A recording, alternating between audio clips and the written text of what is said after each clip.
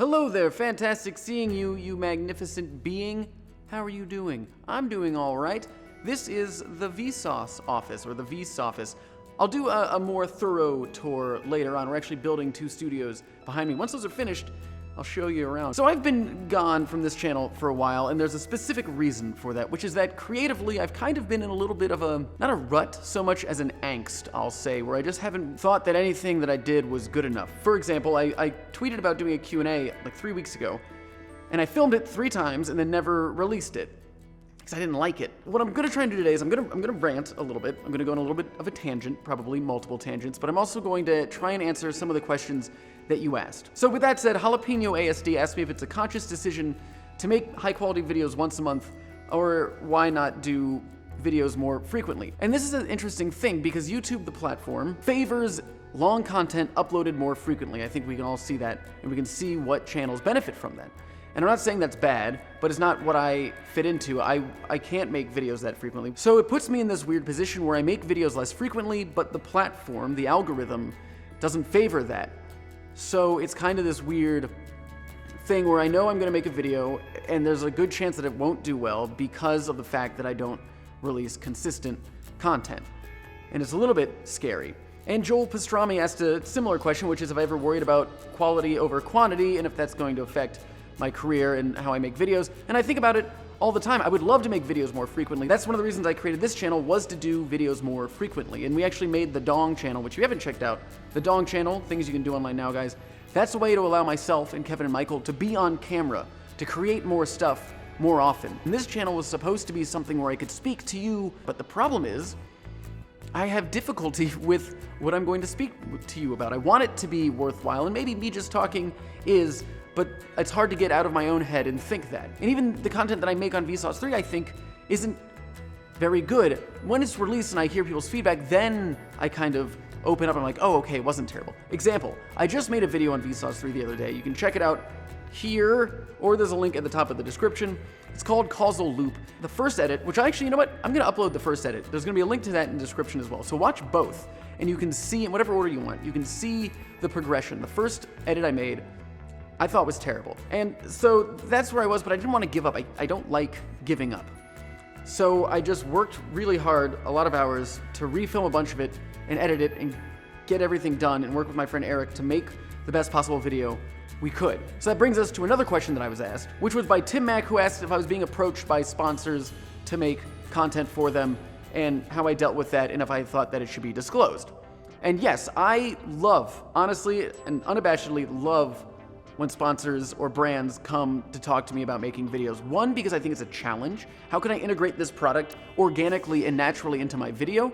And 2, and quite honestly, I need the money to be able to make the content that I want. AdSense, especially when you upload as unfrequently as I do, isn't enough to create the videos that I want to make. I need budget. Not just in terms of I need fancy equipment, but I need to pay people. I need to pay Eric, who does the amazing graphics and who's the amazing cinematographer on the videos. He needs to get paid, and I want to pay people what they deserve for their talents. I've never been a fan of this mentality that happens a lot in art school and things like that, or when you are an artist, which is, hey, it's great experience. No, pay me. Bottom line. Yes, it is great experience, and pay me for it. This is my job. This is the thing that I do, be it painting or writing, editing, color work, sound design, pay the person. So I need money to do that. There's 2 rules that I always have when working with a brand. One is I have complete creative control. The whole entire video is mine. It's my idea. You can watch it while it's in rough cut, but you cannot give me notes. You can give me advice, but there's no guarantee that I'll apply that to the video. The second is, does it create a great experience for you, the viewer? If it gives you something that I could have not done without that brand, then I'll 100% do it because it makes a better experience. And I want that. I want people to watch a Vsauce 3 video and go, that was amazing. I could only get that from Vsauce. Those are my 2 requirements when working with a brand. And then the general rule of thumb also is that it has to be a product or something that I actually like. So for example, Taco Bell. I'm actually gonna be doing a branded video on this channel with them coming up soon because I actually just like Taco Bell. As you know, I'm wearing a Taco Bell shirt right now. I just organically love them. And when it comes to making videos about movies or video games, I like all of them. I won't make a video about a movie unless I watch the movie first. So generally I go and see screenings of it and I'm like, you know what? This is good. I can work with this. Or a video game, I'll play a beta or something and then go from there. There needs to be a reason for it to exist. And that actually helps me create stuff if a brand comes in and is like, hey, we're gonna pay you X amount to make this video, I'm like, oh great, I've always had this idea for something and now I have the money to make it. I can do that. Because look around you. And this is not really where I wanted to go with this video, but this is important, I think. Look around you, there's a lot of desks behind me. A lot of desks. People work at those desks. People that we pay a salary to. People that we give benefits to, like healthcare. People that we want to support because they're talented. And to be able to do that, we need to make money. So sponsored videos, no problem with them because it allows me to fill these desks with incredibly talented people, which I love.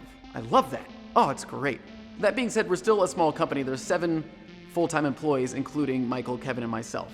So we're pretty small. And then we have agents and lawyers and managers and business managers and all these people that we have to pay additionally, or well, they get a percentage of everything that we make. And when it comes to disclosure, yeah, 100% disclose it. I think there needs to be better or more specific guidelines for specific content, because I've always been curious. If I watch Transformers, they don't need to say sponsored by Mountain Dew and Xbox, but they have those products in there. So it's very interesting. But so what I wanted to talk about actually, what I was thinking the title of this video would be difficult decisions.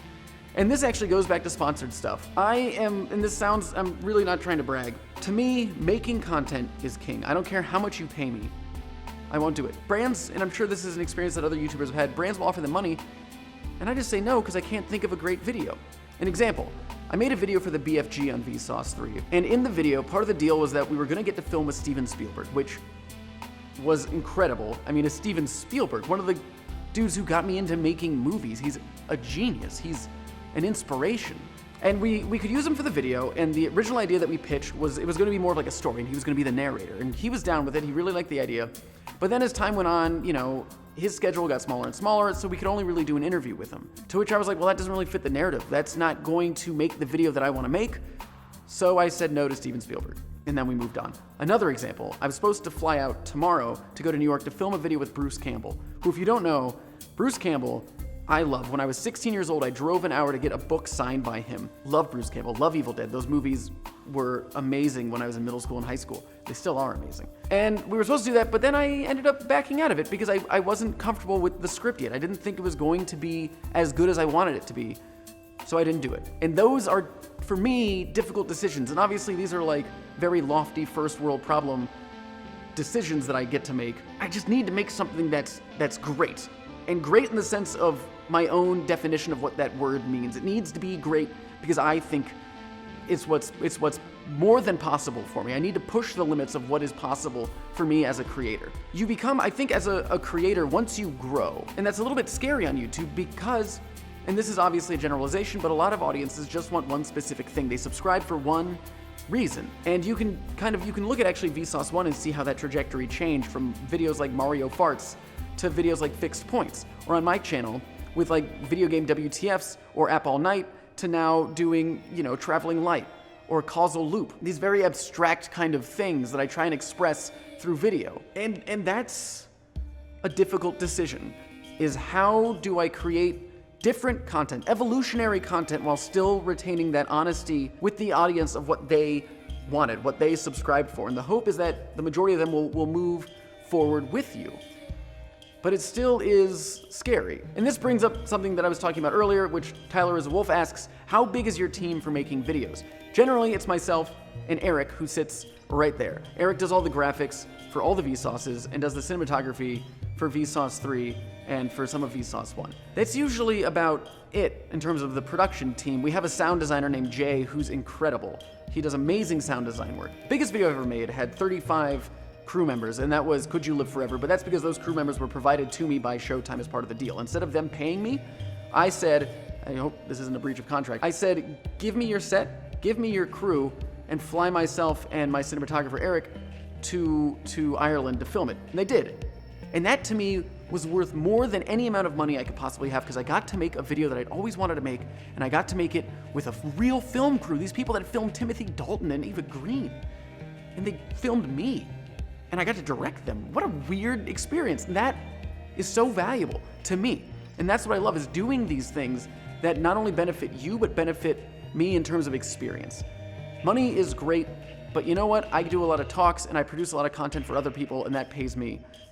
So when it comes to this stuff, I just want to break even. I want to not lose money on Vsauce 3 videos. I want to be able to pay for that girl who sits there to be able to keep sitting there and to be able to have great health care. That's what I think is valuable, and that's luckily the mentality of Michael, Kevin, and I. I feel like I'm just bragging now, but I'm trying not to. It's just I want to get under the mentality of why we make the decisions that we make.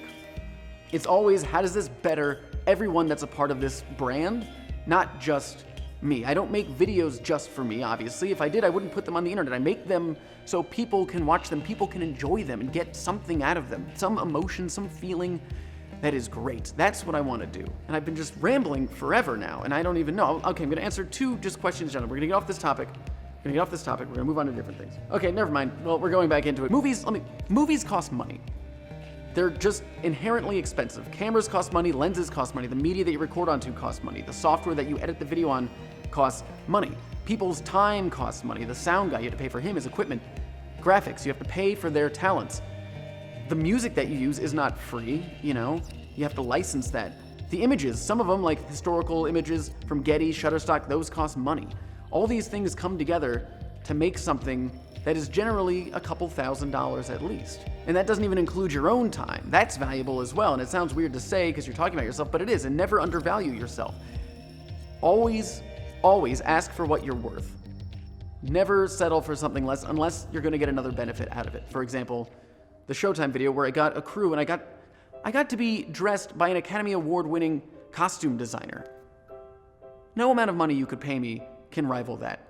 None. And then we're gonna end on with this question from Amelia, who asks, what is the best way to stay motivated? I don't really know. I think my motivation to make things is that I don't like how I am. I don't like what my world is like when I'm not making things. I think that's a terrible world in my mind. And I get sad when I don't make stuff. So that's why I do it. I do it because I'm still trying to obtain that joy of, yes, the video's out. You get that brief moment when you make it, when you look back at the canvas and you see what you've created after all this time being right up there, and you realize all these little pieces came to make something beautiful, hopefully. That's what keeps me motivated, that glimpse of what you've made as you send it off into the world. I love that part of it. Anyway, what was this? I don't really know. There's links to the Dong channel, which I highly recommend checking out if you like things that you can do online now, or if you like loot episodes, those are all on Dong. So that's really great. And then, yeah, please, this actually is the last thing I'm going to ask you, and this I would really love for you to do.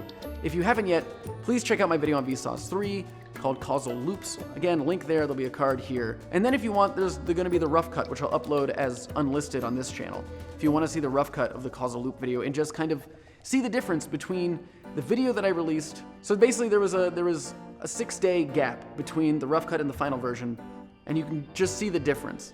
I think it would be interesting. At least it's interesting for me, but maybe it's interesting for you. Anyway, okay, gosh. Okay. I'm gonna go. But remember, it is not goodbye. Oh no, it's never goodbye. It's